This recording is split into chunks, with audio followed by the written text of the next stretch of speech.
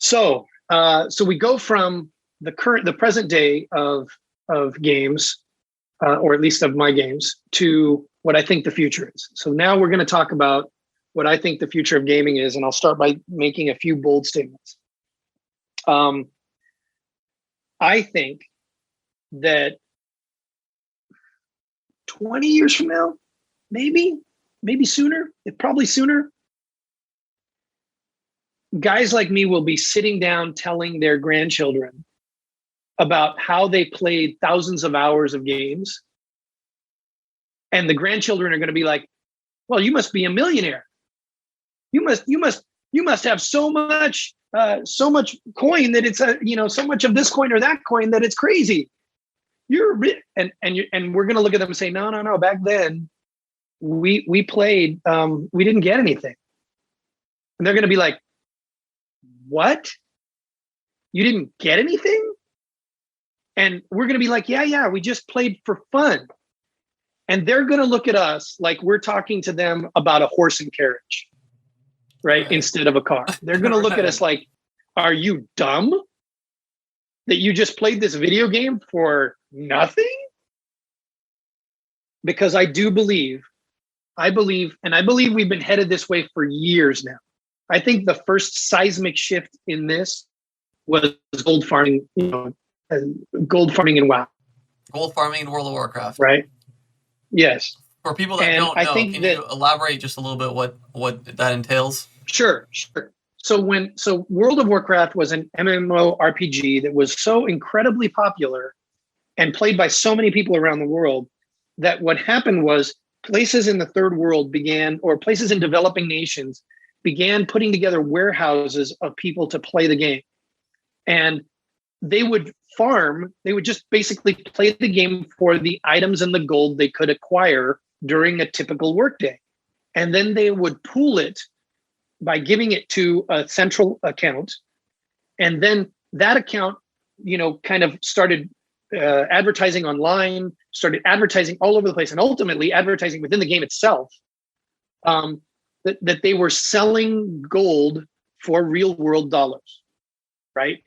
And so it started where it was almost like $1 a gold, right? And then it became, and I don't know what it is now, but it the inflation of it, ultimately it was like $100 for 10,000 gold or something like that, right?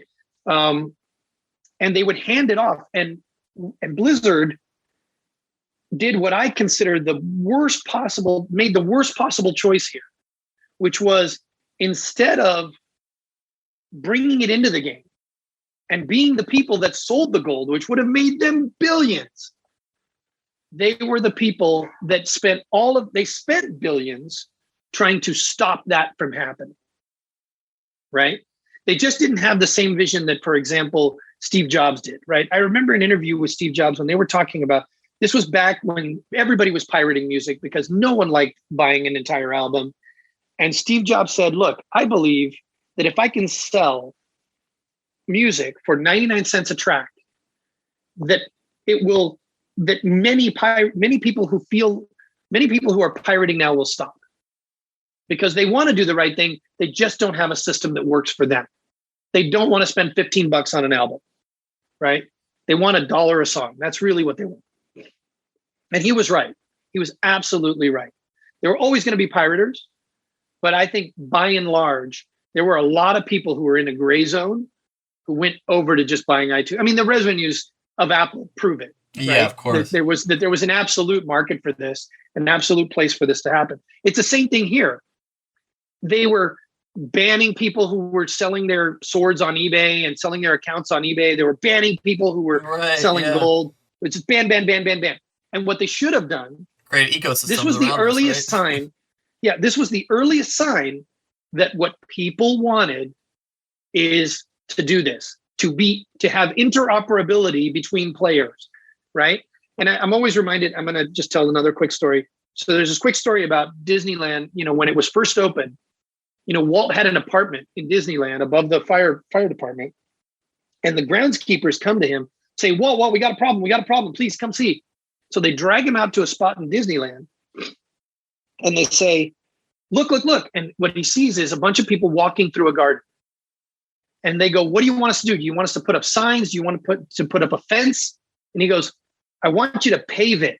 They're showing you where they want to go. Right. Make it easier for them. Right. Yeah. Right. And it's the same thing here. We as players have been showing the game industry where we want to go for decades now. Right.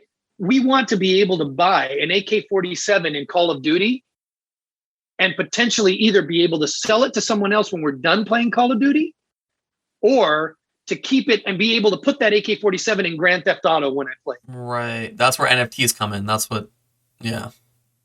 And so, yeah, so long-winded way to get to that. This is where NFTs come in. For those of you who aren't up on this stuff, yeah, an NFT is what is called a non-fungible token. All of that is just fancy words for a thing you get to keep and you get to own apart from this, right? And it's funny because even before non-fungible tokens, I had this, I was pitching a Battle Realms card game. And one of the highlights of that is, and this is before I knew to call it what non-fungible tokens was, you get to keep the cards. Right. Digitally. Right. Any card you buy and own, we're going to give you, and you have the rights to it. And we were going to create, at the time, we were going to create serial codes for every single card, like the old serial codes that were used to like CD keys to open up a security key for we were going to give you security keys for each and every asset. Literally like an address now, the Ethereum address or whatever. Right. Fascinating. Wow. So the idea behind a non-fungible token is that it is something you get. It's a digital asset. It's a digital thing, but you get to own it, and you get to own it outside of whatever thing it's being used for at the moment. Right. So you get to own this piece of art and you get to sell it and trade it just like it's a real world thing. And this is a huge, when you combine that with blockchain, which for those of you who don't know, blockchain is a technology. The part you need to know is it's a technology that prevents people from duplicating your stuff. Right. It prevents people from stealing your stuff.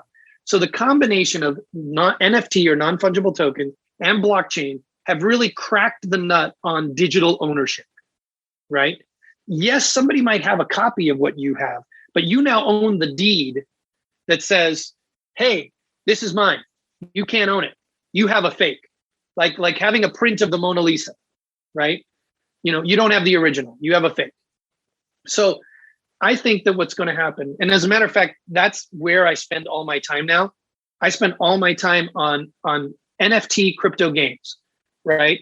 And when you guys do a dive into this, you'll see there are entire nations, there are entire third world countries for whom playing what they call a play to earn game has become a career choice, because there is enough money to be made in a play to earn game that they can actually have a more viable career than being a farmer or being a street vendor or being a blacksmith or whatever it is that where money means nothing because of hyperinflation or whatever it may be, where you have digital assets that actually does have value worldwide. And so we're on the verge of an enormous shift in our technological understanding. In the same way that our parents barely understand computers, there's going to be a time where many people in our current generation barely understand decentralized finance, non-fungible tokens, fungible tokens,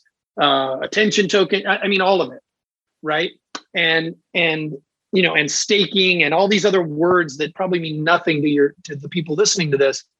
But 99% people don't understand these terms, I think, because they're not well versed in cryptos. I mean, but what it comes down to is we are very rapidly approaching a world where governments don't control the only source of money, where governments are the only people who control money, right? And we're moving towards, I've said, a lot, I've had this conversation a lot with people, and I said, this will be known as the age of transparency. This, 1,000 years from now, when they look back on this age, it's going to have one of two names. It's either going to be called the plastic age. Thank you, Buggle, for that nomenclature. You cut out, sorry. It's going to be called the plastic age. I'm there. You're back, the plastic age. So it's either going to be called the plastic age or it's going to be called the age of transparency. Is my claim. Because what's happening is we're getting to a point where few people controlling everything is going away.